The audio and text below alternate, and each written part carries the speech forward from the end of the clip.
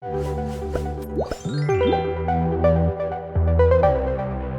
guys, I'm Simone. Welcome to Mama Says. Today we're shooting a Valentine's Day special and we have our guest of honor. That's Karan, that's my husband. I'm sure you guys know.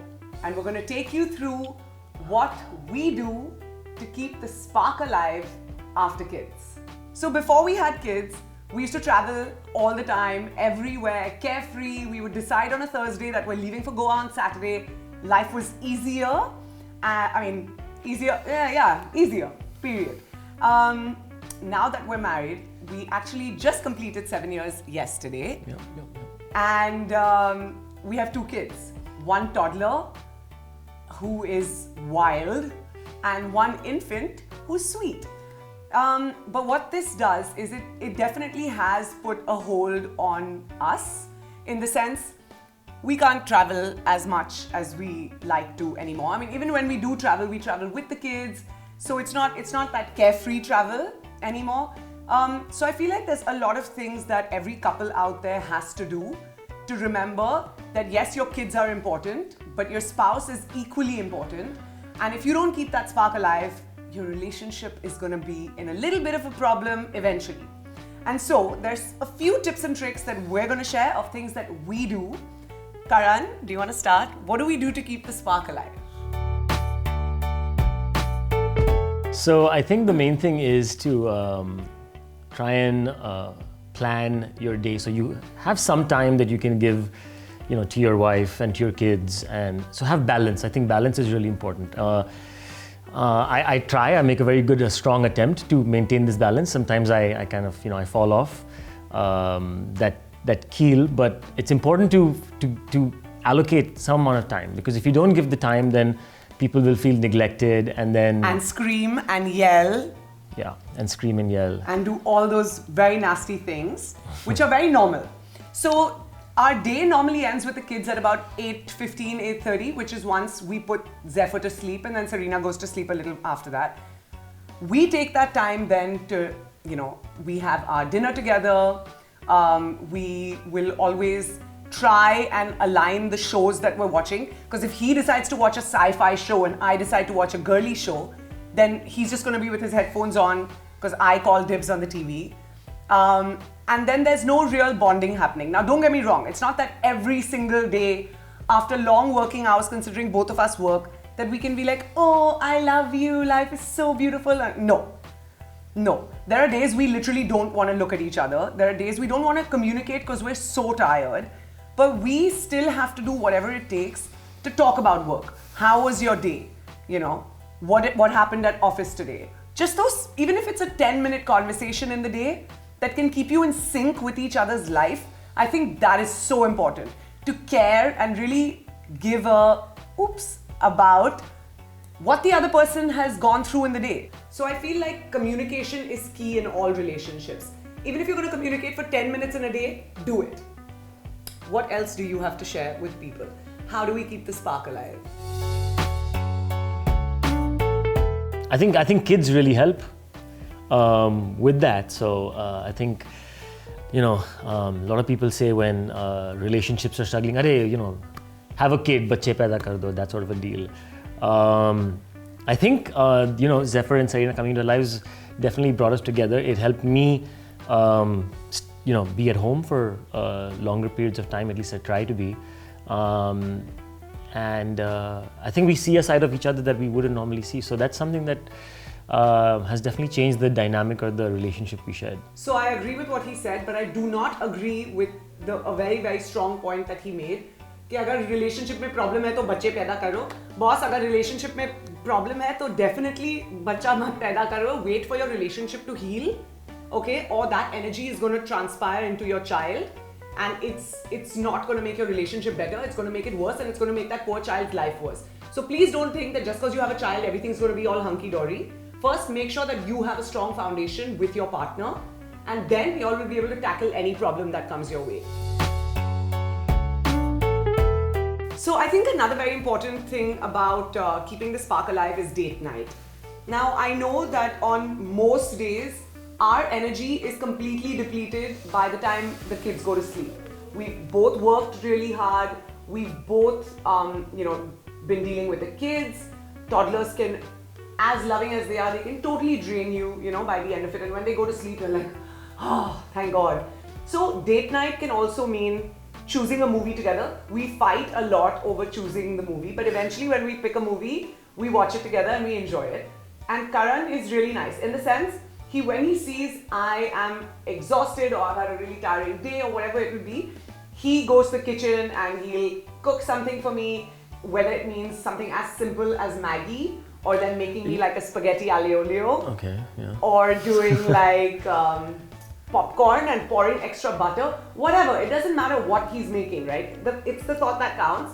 And well, I mean, so yes, I do cook, but the reasons I cook is actually because it helps me sort of, get distracted from sort of the day-to-day stuff that's going on. So it's kind of like a stress reliever. It's also a creative process. It's also very sort of instant gratification because you can see the results of what you prepared right there and then. And we all know how much everyone wants instant gratification nowadays, right?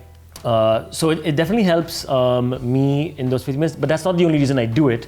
Of course, at 12:31 in the morning, if she wants something, she really wants something. So you just gotta do it, man. Well, I think it's a great idea for all those parents out there who've had long days and are tired. We love our Saturday nights in bed, watching a great movie, eating great food. I think that's a great date night as well. A date night doesn't only have to be get ready, get dressed up, go out for those drinks and dinner. We do that, but I'm saying if you want to keep it simple, there's a ton of ways to do that. I think the most important part of keeping a relationship strong and sane is to take trips without your children. I'm all for it. There's a lot of moms I know that are obsessive compulsive and they don't let their children out of their sight for a single second. I am not that mom, and I don't think I would be happy if I was that mom at all. I definitely think my life is very important too.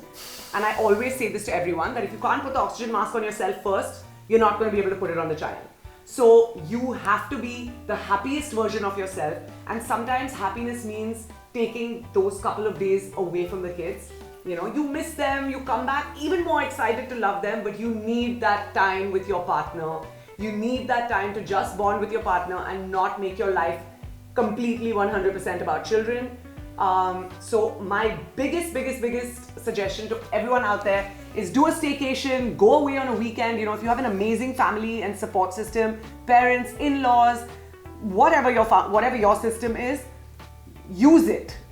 We actually don't have parents that live in Bombay. Mine live in Dubai, his live in the States. Yeah. So it becomes very, very hard for us to do that. But the first opportunity I get with my parents here, anything of the sort, we actually just go away. Even if it's for a night, even if it's for 2 nights, just go away. Just be both of you by yourselves, go with your friends, however you want to do it. Just ensure that there's no children around so that you guys can just be carefree for that little bit of time before you come back to your before you come back into your reality, before you come back to your responsibilities. We love our children to infinity and beyond, but that does not mean that we need to stop loving ourselves and caring about ourselves. How important do you think it is for us to take time out from the kids? It's really important because you need that break, that separation. It kind of reminds you of why you're a couple, right? And it's not just for the reasons of being a family, but it's also because you share that companionship and that love for each other. So good answer. Okay, thanks. So it's important to to revisit and rekindle those. So we have to take that time out to be happy and positive and to really learn how to love and respect each other, because there's a lot of learning and unlearning that happens in relationships, right? There are times you want to kill me, and there are most definitely times I want to kill you. The latter more. Oh, please stop being like a poor little victim on this show, okay? But bottom line is, it's true, right? Relationships have ups and relationships have downs, and the only people who can ensure that the ups are more than the downs is the 2 people involved. So you guys have to figure out whatever you need to do, whatever works for you, whatever works to make your relationship stronger, healthier, happier, not just for yourself, for your kids and for everyone in your environment. Okay, so, just to recap everything that sort of Simone said, and I've said, is definitely, take some time out for yourselves, have balance in work, at home, in the time you're giving to the kids. I think even giving them even balance with everything else in life is really, really important, including your professional life. Going out and partying. So we go out and we party, but we do it like literally once or maybe twice a month. Those days we tell each other that we're going to be hungover the next day, we're going to be miserable the next day, we're not going to have the energy to take the kids to the park or take the kids here or there, whatever. It's fine. It's okay. If I am dedicating 27 or 28 days of my month to my children, I can dedicate 3 days to having a blast with my husband and paying the price for it the next day when I'm hungover. It's fine. Just I think value each other. I think that's really, really important. Do you value me? Well, that's for you to tell me, man. But it's important to value each other and not take each other for granted. It's very easy to kind of get in sort of in that zone and feel like, oh, they're always going to be there. I think life is really short, so whatever. Yeah, Karan, you better value me. So, yes, I do value you, and these are some of our tips. So hopefully you guys try them out. So maybe you guys expected to see like a really cheesy, sweet, romantic video on tips and tricks of what a couple should do to keep the spark alive. We didn't choose to go that route. We chose to keep it real. Because this is real, this is our reality, it's mad, it's hectic, it's amazing, it's beautiful, it's so many different things. But these are just tiny, tiny, small things that you have to remember and do for each other. So there are a few gestures that I do for Karan randomly, and he's like sometimes he'll come home from work and I'll be like, oh, you're looking good. And he'll be like, haha, suddenly he'll start like blushing and smiling, and I'm like, oh, okay. But I know I made his day. We got him to smile, that's a great thing. I'm just trying to think of when was the last time Karan told me you're looking good? I don't know.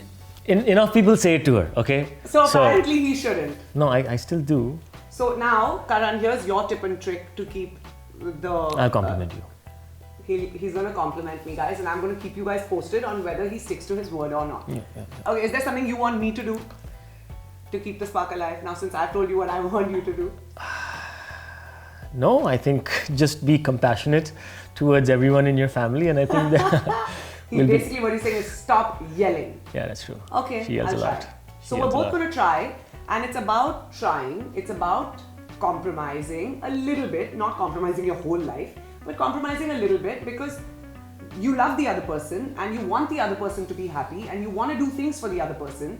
And so it's not a compromise in a negative way, it's a compromise in a very positive way. With that note, we're going to end this episode. Yep.